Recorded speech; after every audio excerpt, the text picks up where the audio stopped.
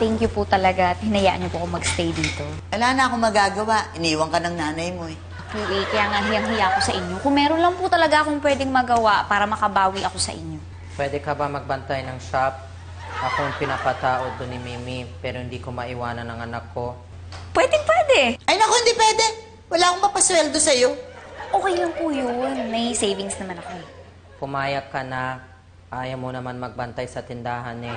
Tumimik ka na nga dyan. Ito lang masasabi ko. Ayoko na matigas ang ulo.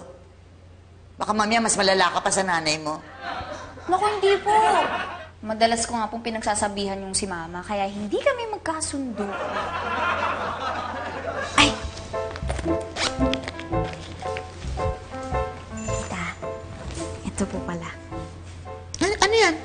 Pang-dagdag po sa gastusin dito sa bahay. Ha? Naku naman itong pamangkin ko.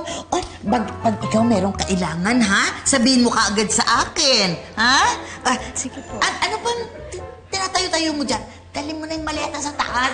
Ayusin mo yung kwarto ni Didi at doon ang kwarto ng pamangkin ko. Sigurado ka ba pamangkin mo siya? Bakit? Kasi mabait siya. Ikaw bumabait ka lang pag nakakahawak ka ng pera. Morning. Ay, good morning po.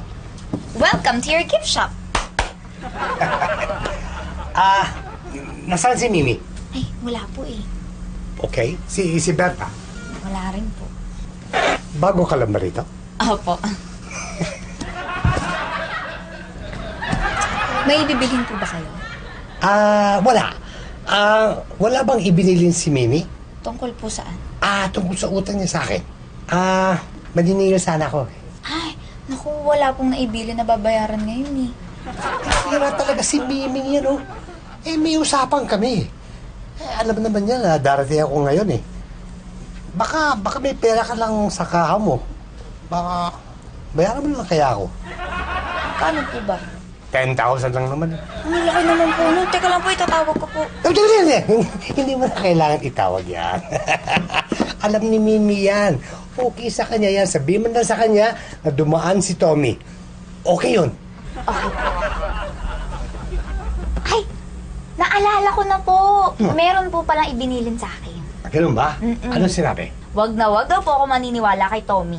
At kapag pumunta siya dito, tumawag ako agad sa polis. Kaya wait lang po. Hello? Sa Presinto 7 po ba to? Teka mo na. Ay, Hindi mo na kailangan tumawag sa polis. Sorry, wrong number. Kung talaga hindi ka mapirus. Sige.